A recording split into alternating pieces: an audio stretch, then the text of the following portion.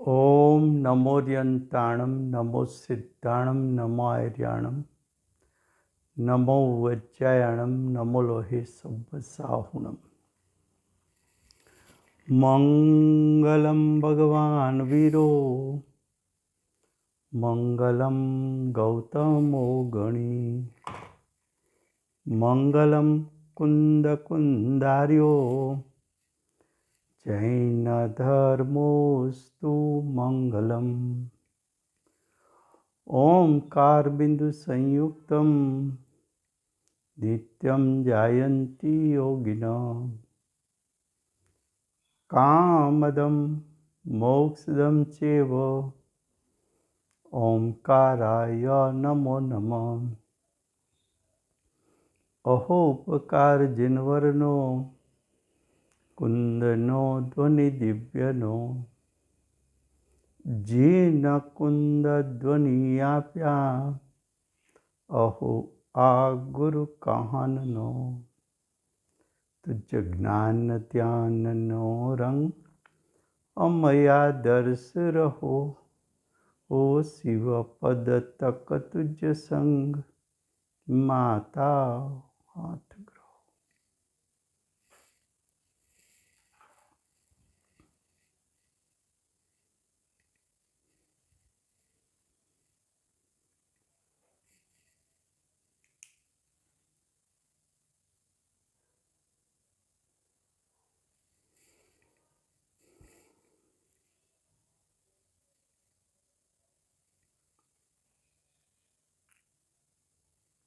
આ અષ્ટપાહુર નામનું પરમ અધ્યાત્મ શાસ્ત્ર છે. છઠ્ઠું પાહુડ મોક્ષ પાહુડ ચાલે છે. મોક્ષ પાહુડમાં આચાર્ય ભગવંત મોક્ષનું કારણ, તેનું સ્વરૂપ અને મોક્ષનું સ્વરૂપ બતાવવા માગે છે. મોક્ષનું કારણ સમ્યક્ત્વ છે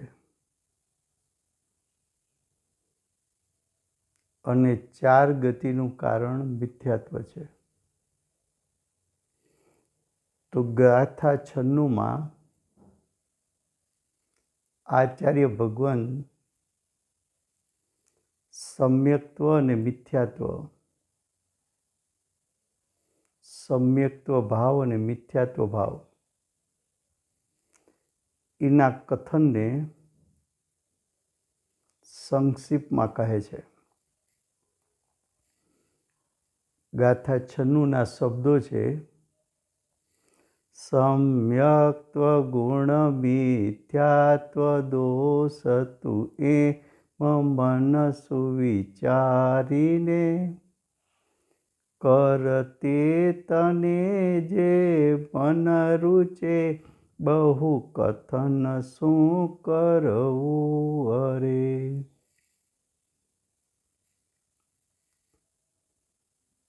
છન્નું ગાથા.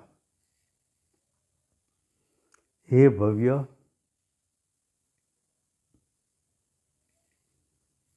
હે ભવ્ય કેતા રત્નત્રયની લાયકાતવાળો જીવ,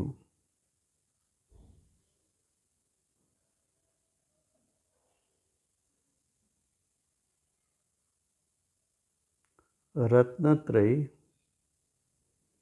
પ્રાપ્તિની લાયકાતવાળો જીવ આ રીતે પૂર્વોક્ત પ્રકારે સમ્યક્ત્વનો ગુણ, ગુણ કહેતા શુદ્ધતા, સમ્યક્ત્વની શુદ્ધતા ને મિથ્યાત્વના દોષોની એટલે મિથ્યાત્વની અશુદ્ધતા પોતાના મનથી ભાવના કર.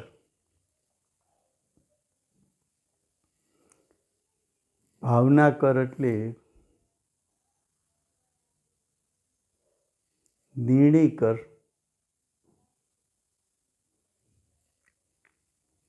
સમ્યક્ત્વ શું છે, મિથ્યાત્વ શું છે? સમ્યક્ત્વનું સ્વરૂપ શું છે, મિથ્યાત્વનું સ્વરૂપ શું છે? એનું તું ચિંતન કર, એનું તું મનન કર અને તેનો નિર્ણય કર. તેનો નિર્ણય કર એટલે સમ્યક્ત્વની શુદ્ધતા ઉપાદેય છે, એટલે કે પ્રગટ કરવાથી જેવી છે, અને મિથ્યાત્વ રૂપની અશુદ્ધતા હે કરવા જેવી છે. એવો નિર્ણય કર.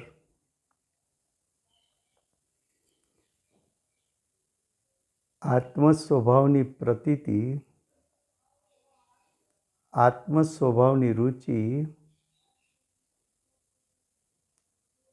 આત્મ સ્વભાવનું ગ્રહણ એ સમ્યક દર્શનનું કારણ છે. અને સમ્યક દર્શન મોક્ષનું કારણ છે. આત્મ સ્વભાવ સિવાય મોહ રાગ દ્વેષ 8 પ્રકારના કર્મ, શરીર નો કર્મ કે 5 ઇન્દ્રિયના વિષયો કે અન્ય દ્રવ્યો, એમાં હુંપણું કરવું એ મિથ્યાત્વ છે, એ અશુદ્ધતા છે, એ દોષ છે. સમ્યક્ત્વ કહેતા સ્વપર વચ્ચેનું ભેદ રૂપ શ્રદ્ધાન. સમ્યક્ત્વ શું છે? સ્વ અને પર વચ્ચે ભેદરૂપ શ્રદ્ધાન. કુંદકુંદાચાર્યદેવ રચિત પ્રવચનસાર, એનો બીજો અધિકાર, એટલે કે સમ્યક દર્શન અધિકાર, એટલે કે જ્ઞેય તત્વ પ્રજ્ઞાપન. એમાં પેટા ત્રીજો અધિકાર લીધો છે. એનું નામ આપ્યું છે જ્ઞાન જ્ઞેય વિભાગ. જ્ઞાન અને જ્ઞેય વચ્ચે વિભાગ કહેતા ભિન્નરૂપ શ્રદ્ધાન. એવું જ્ઞાન અને જ્ઞેય વચ્ચે ભિન્નરૂપ શ્રદ્ધાન થાય તો સમ્યક દર્શન. પણ જ્ઞાન અને જ્ઞેય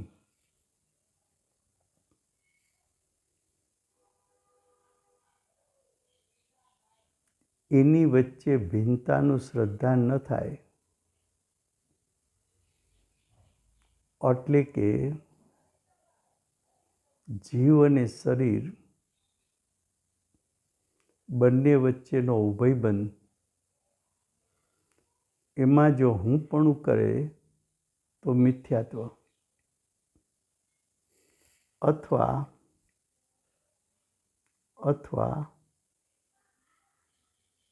પર્યાય મૂઢ. પર્યાય કહેતા અસમાન જાતિ દ્રવ્ય પર્યાયમાં મૂઢતા, એ મિથ્યાત્વ છે. હવે કે છે તો સમ્યક્ત્વ એ ગુણ છે, મિથ્યાત્વ એ દોષ છે. સમ્યક્ત્વ ગ્રહણ કરવા જેવું છે, મિથ્યાત્વ છોડવા જેવું છે. સમ્યક્ત્વ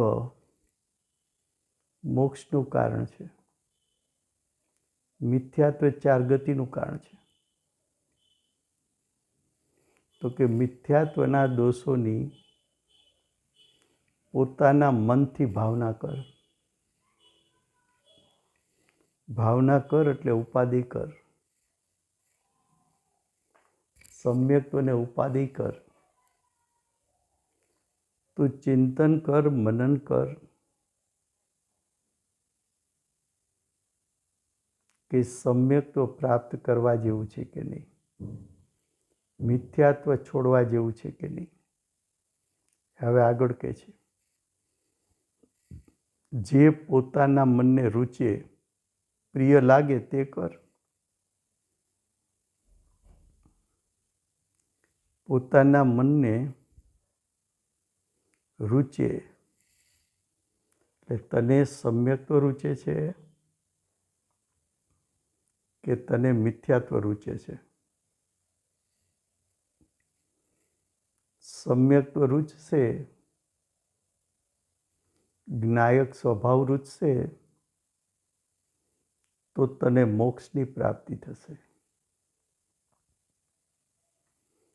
અને જો તને આત્મ સ્વભાવ સિવાય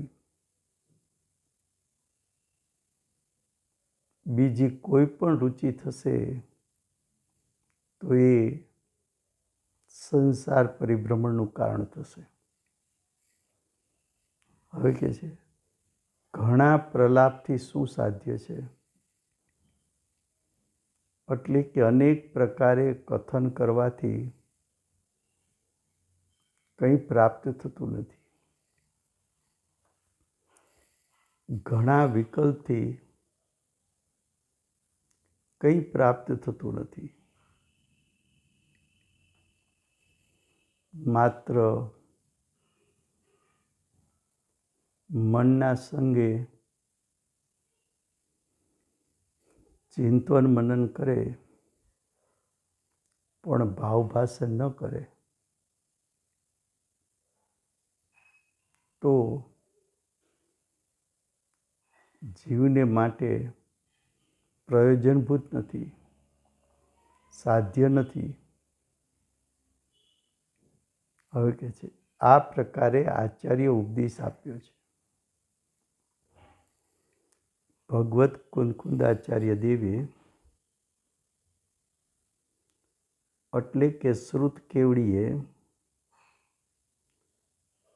આવો ઉપદેશ આપ્યો છે. ભાવાર્થ, આ પ્રમાણે આચાર્ય કહ્યું છે કે ઘણું કહેવાથી શું, ઘણું કહેતા અનેક પ્રકારના ભેદ પ્રભેદના વિકલ્પથી શું પ્રાપ્ત થાય? તો કે કંઈ પ્રાપ્ત ન થાય.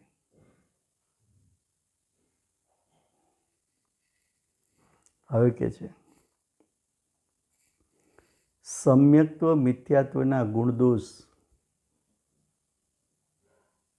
કયા પ્રમાણે અર્થમાં પહેલાં કહ્યું અને અર્થ કહેતા પહેલાં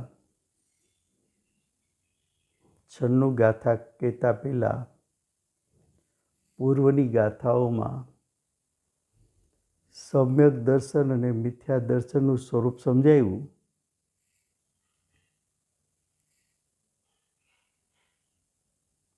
તો એનો આશય એટલો છે કે મિથ્યાત્વને છોડો,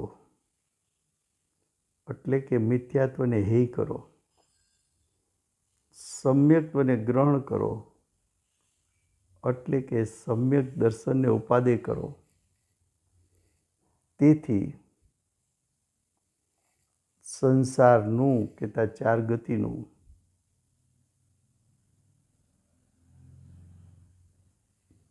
દુઃખને મટાડી મોક્ષને પામો.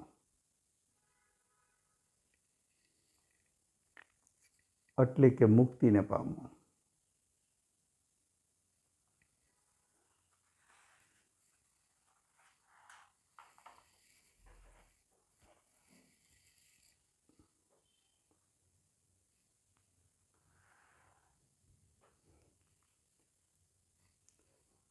હવે ગાથા 97.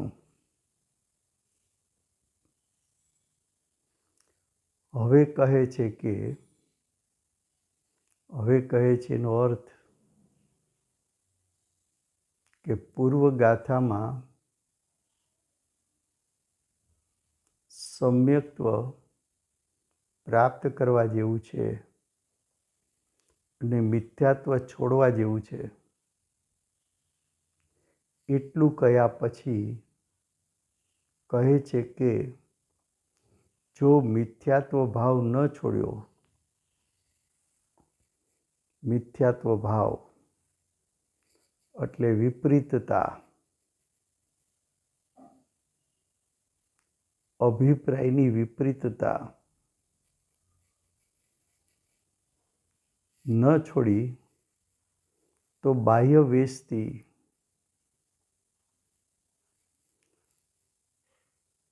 એટલે કે નગ્ન દશાથી, એટલે કે બાહ્ય મુનિવેશથી, એટલે કે માત્ર દ્રવ્યલિંગથી, એટલે કે માત્ર બાહ્ય ક્રિયાથી લાભ નથી. લાભ નથી એટલે મોક્ષ નથી. લાભ નથી એટલે મુક્તિ નથી.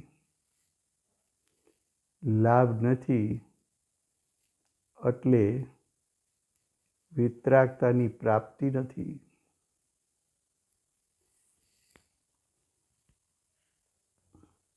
ગાથા 97 એના શબ્દો છે: જે બાહ્ય પરિગ્રહ રહિત અને ગાથા 97 નિગ્રંથ બાહ્ય અસંગ પણ નહીં ત્યક્ત મિથ્યા ભાવ જ્યાં જાણે ન તે સમભાવ નિજ શું સ્થાન મૌન કરે તિહાં. શું કે છે?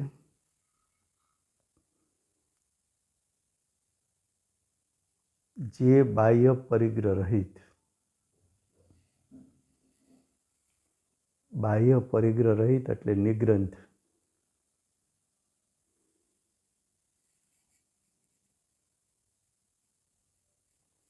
બાહ્ય પરિગ્રહ રહિત એટલે બાહ્યના 10 પ્રકારના પરિગ્રહ રહિત અને મિથ્યાત્વ સહિત. મિથ્યાત્વ એટલે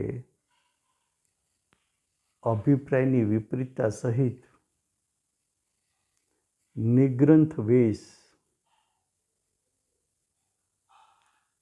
નગ્નતા ધારણ કરે છે તે પરિગ્રહ રહિત નથી. તે એટલે અજ્ઞાની.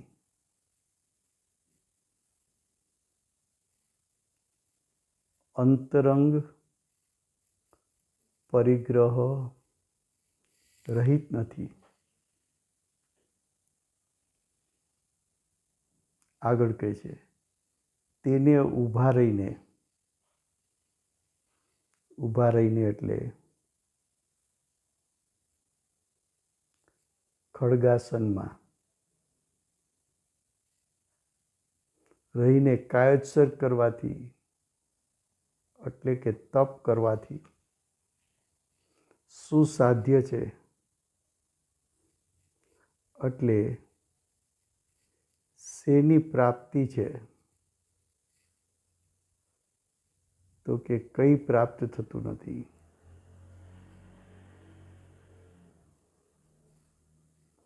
શેની પ્રાપ્તિ છે? તો કે સંસારની પ્રાપ્તિ છે.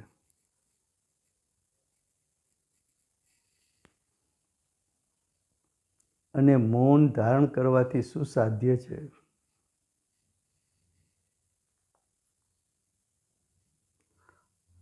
અંતરંગ પરિગ્રહ છોડ્યા વગર મૌન ધારણ કરવાથી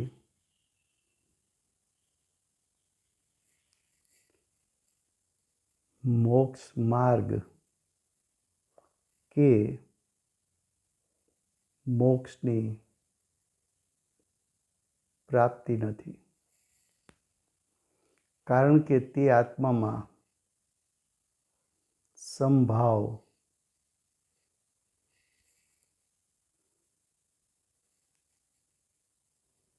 સમ્યક જ્ઞાન, સંયમ, વિતરાગ પરિણામને જાણતો નથી. શું કહ્યું?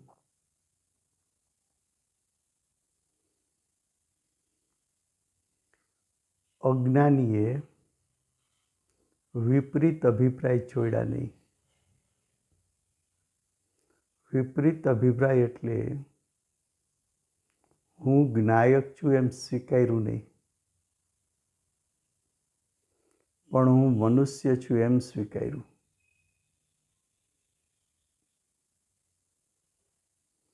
જ્ઞાયક અનાદિથી અનંતકાળ પરિપૂર્ણ શુદ્ધ છે એમ નહીં સ્વીકારતા હું તિર્યન છું,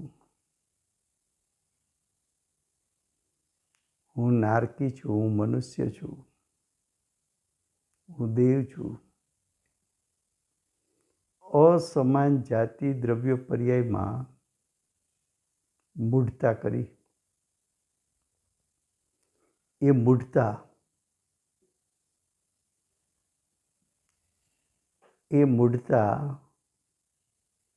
એ અંતરંગ પરિગ્રહ છે. મૂઢતા અને અજ્ઞાન દશા એ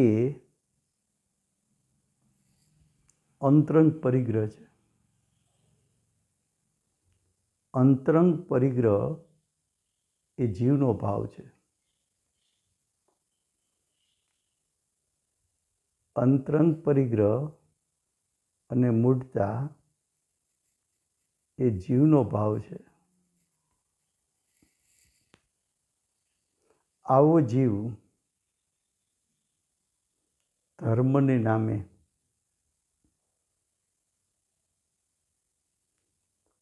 કુટુંબ એટલે કે સ્ત્રી પુત્ર આદિ, રાજપાટ આદિ એનો બાહ્ય ત્યાગ કરી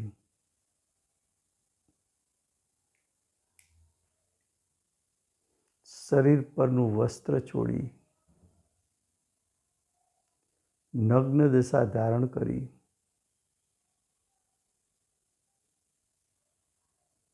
શુભભાવ રૂપના વ્રતોનું પાલન કરી વન જંગલમાં એકાંતમાં ચાલ્યો જાય, પણ પોતાના ભાવમાંથી મિથ્યાત્વ કે અજ્ઞાનનો ત્યાગ થયો નથી. બાહ્ય પરિગ્રહ છોડ્યો, અંતરંગ પરિગ્રહમાં મિથ્યાત્વ, 4 કસાય, 9 નો કસાય, 14 પ્રકારનો અંતરંગ પરિગ્રહ અંદરમાં સલામત છે. એવો જીવ દ્રવ્યલિંગ ધારણ કરે, ભાવલિંગ પ્રાપ્ત ન કરે, વસ્ત્ર ઘર બાર આદિ છોડે, પણ મિથ્યાત્વને અજ્ઞાન ન છોડે. એવો જીવ વન જંગલમાં જઈ ખડગાસન કે પદ્માસનમાં બેસી તપ કરે, પણ અંતરંગમાં મનુષ્યપણામાંથી હુંપણું ન ત્યાગે, તો કે આવા જીવને શું સાધ્ય છે, શું પ્રાપ્ત થાય?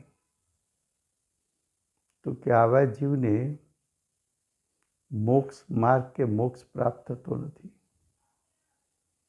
વિતરાગતાની પ્રાપ્તિ થતી નથી. પણ એવો જીવ ચાર ગતિમાં પરિભ્રમણ કરી દુઃખને પ્રાપ્ત કરે છે. કેમ? તો કે તે આત્માએ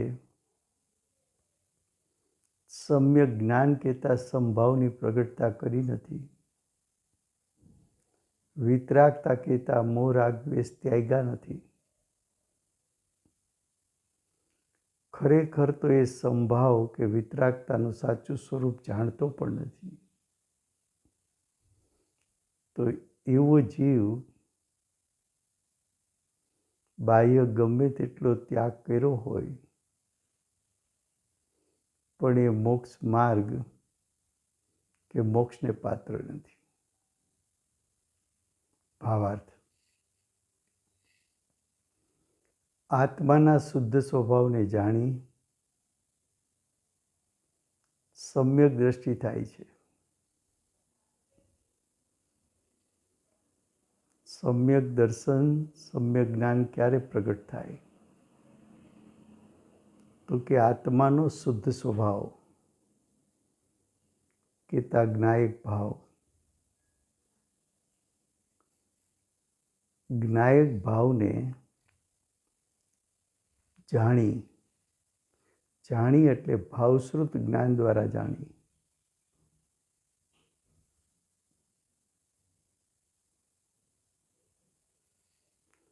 સમ્યક દ્રષ્ટિ થાય છે. એટલે કે જ્ઞાયક સ્વભાવમાં હું પણ સ્થાપિત કરે છે. એટલે કે પોતાની દ્રષ્ટિ ગુણ પર્યાયના ભેદોને ગૌણ કરીને આત્મ સ્વભાવમાં હું પણ કરે છે. એવો જીવ જે મિથ્યાત્વ ભાવ સહિત પરિગ્રહ છોડીને નિગ્રહ થઈ ગયો છે ને કાયસ્થ કરવા, મૌન ધારણ કરવું વગેરે બાહ્ય ક્રિયા કરે, તો તેની ક્રિયા મોક્ષ માર્ગમાં પ્રશંસા કરવા યોગ્ય નથી.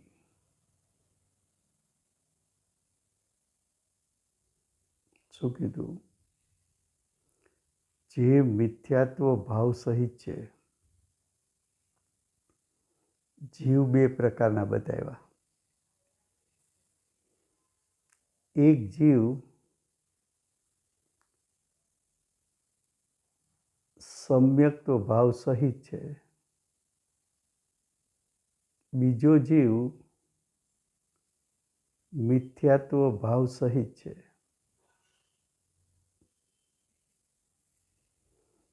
તો જે જીવ મિથ્યાત્વ ભાવ સહિત છે,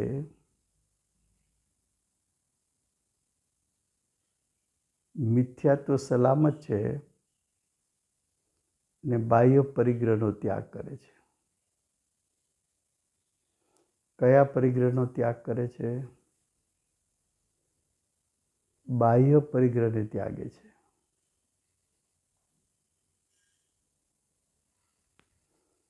ખરેખર તો જોવા જઈએ તો બાહ્ય પરિગ્રહ જીવનું સ્વરૂપ જ નથી. કેમ? કે બાહ્ય ચીજના ત્યાગથી જો મોક્ષ થતો હોય, તો જીવ જ્યારે દેહ પરિવર્તન કરે, એટલે કે એક ગતિ છોડીને બીજી ગતિમાં જાય, ત્યારે બધા પ્રકારનો બાહ્ય પરિગ્રહ તો અહીં છોડીને જાય છે. જો બાહ્ય પરિગ્રહના ત્યાગથી મોક્ષ થતો હોય તો જીવને આટલા ભવ થાય જ નહીં.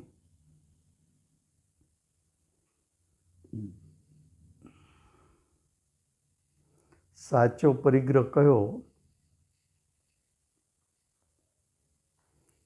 કયો પરિગ્રહ ત્યાગવા જેવો છે?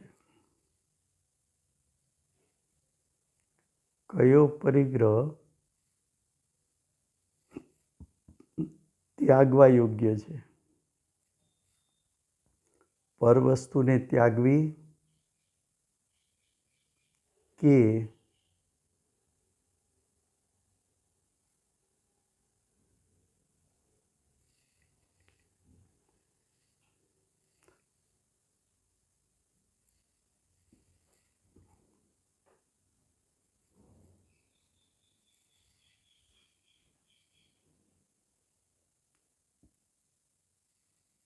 અંતરંગ પરિગ્રહને ત્યાગવો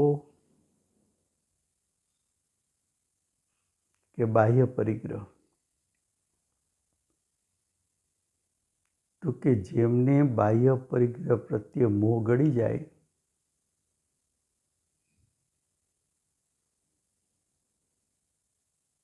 બાહ્ય પરિગ્રહ પ્રત્યે મોહ ગળી જાય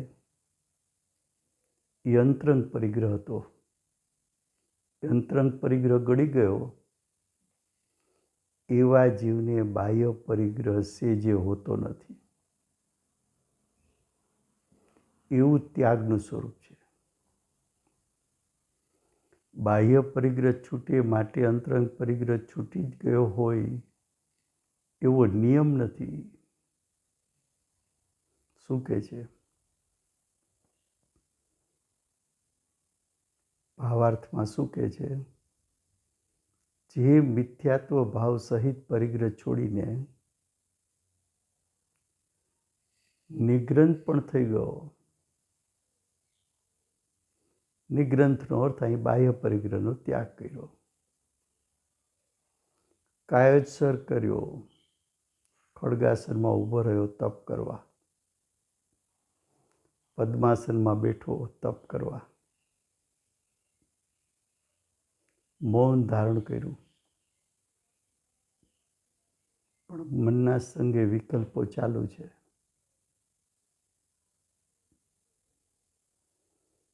આવી બાહ્ય ક્રિયા જોઈને બીજા અજ્ઞાની પણ અંજાઈ જાય કે ઓહો, મુનિઓનો બાહ્ય ત્યાગ જોવો, પણ આ ક્યાં ભાવલિંગી સંત છે?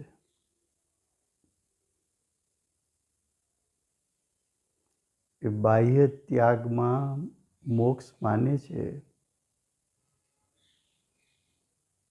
એ તો વિપરીતતા છે, તો મિથ્યા દ્રષ્ટિ છે, એ તો અજ્ઞાની છે, એ તો ચાર ગતિમાં પરિભ્રમણ કરવાવાળો છે. પોતાને મુનિ મનાવે, પોતે પોતાને મુનિ માને ને બીજા પાસે મુનિપણું મનાવે એ તો ઘોર મિથ્યા દ્રષ્ટિ છે. પોતે તો પથ્થરની નાવમાં સમુદ્રમાં ડૂબશે તો બીજાને પણ ડૂબાડશે. આવા દ્રવ્યલિંગી મુનિ એટલે કે ભાવલિંગ રહિત મુનિ એની ક્રિયાનું ફળ સંસાર કહેતા દુઃખ છે, ચાર ગતિ છે. હવે પેજ ગાથા 98 એનું હેડિંગ છે. હવે આશંકા ઉત્પન્ન થાય છે કે આશંકા કોને કહેવાય? કે હે આચાર્ય ભગવંત, તમે કહો છો એ વાત તો સાચી જ હોય, પણ અમને સમજાતી નથી, માટે પ્રશ્ન કરીએ છીએ. એને આશંકા કીધી. કયો શબ્દ છે? આશંકા શબ્દ છે. શંકા શબ્દ નથી.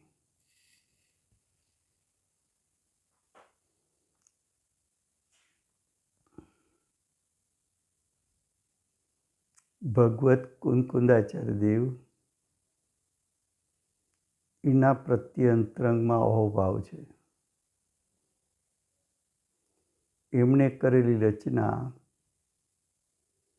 અષ્ટપાહુડ એના પ્રત્યે અહોભાવ છે. આચાર્ય ભગવાનની વાણી પ્રત્યે અહોભાવ છે. આચાર્ય ભગવાન વિતરાગ છે, એમની વાણી પણ વિતરાગ છે.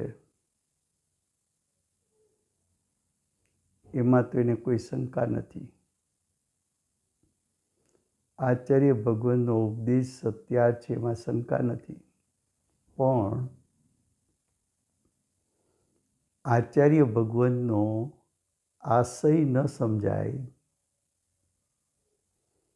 ત્યારે જે પ્રશ્ન ઉઠે એ આચાર્ય ભગવાન ઉપર શ્રદ્ધાન કાયમ રાખીને જે પ્રશ્ન ઉઠ્યો એ પોતાના નિરાકરણ માટે પ્રશ્ન કરવો એને આશંકા કહેવાય છે. આશંકા ઉત્પન્ન થાય છે કે સમ્યક વિનાનું બાહ્ય લિંગ નિષ્ફળ કહ્યું. શું કહ્યું? સમ્યક દર્શન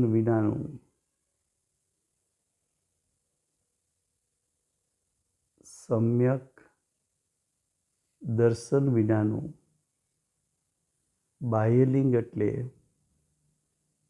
માત્ર દ્રવ્યલિંગ, માત્ર બાહ્ય ત્યાગ. એને નિષ્ફળ કહ્યું.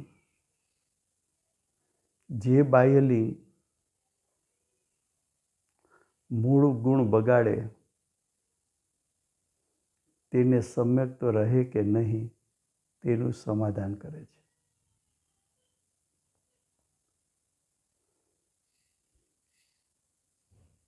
ગાથા 98 એના શબ્દો છે. જે મૂળ ગુણને છેદીને મુનિ બાહ્ય કર્મો આચરે, પામે ન શિવ સુખ નિશ્ચયે ચિન્હ કથિત લિંગ વિરાધને.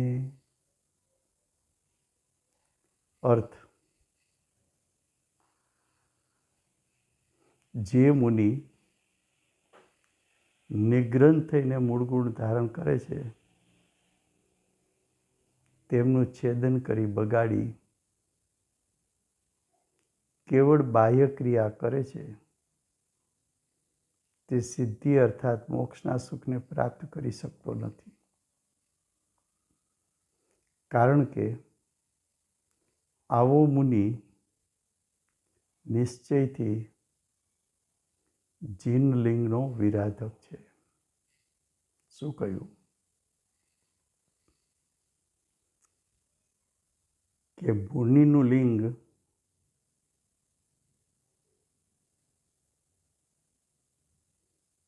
ભાવલિંગ અને દ્રવ્યલિંગ બંને સાથે જ હોય.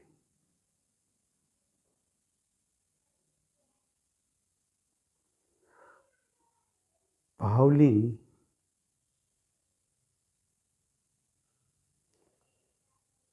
અનુસાર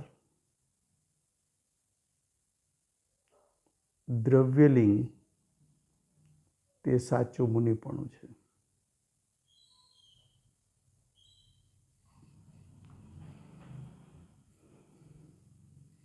જે મુનિ કહેતા જેને માત્ર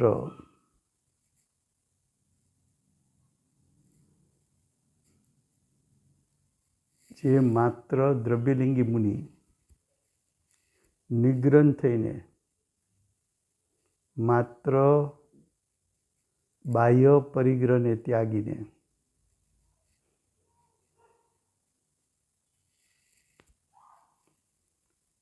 મૂળ ગુણ ધારણ કરે છે,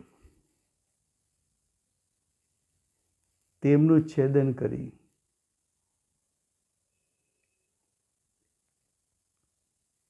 બગાડીને કેવળ બાહ્ય ક્રિયા, કેવળ બાહ્ય કર્મ કરે છે.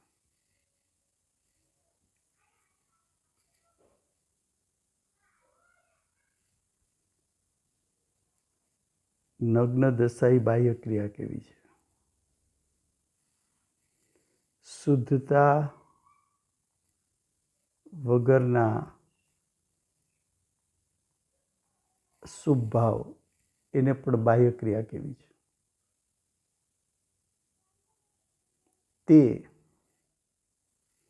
તે કહેતા દ્રવ્યલિંગી મુનિ સિદ્ધિ અર્થાત મોક્ષ સુખને પ્રાપ્ત કરી શકતો નથી. કારણ કે આવો મુનિ નિશ્ચયથી એટલે ખરેખર નિશ્ચયથી એટલે યથાર્થપણે જીનલિંગનો વિરાધક છે. સાચા જીનવેશનો વિરાધક છે.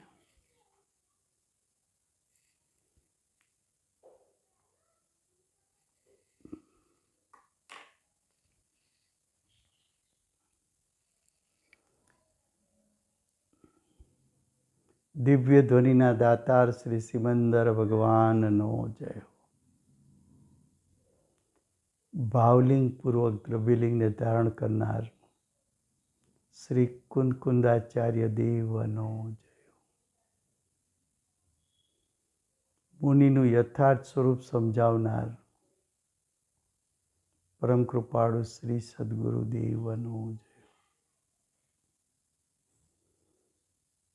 પ્રસમમૂર્તિ ભગવતી માતનો જય હો.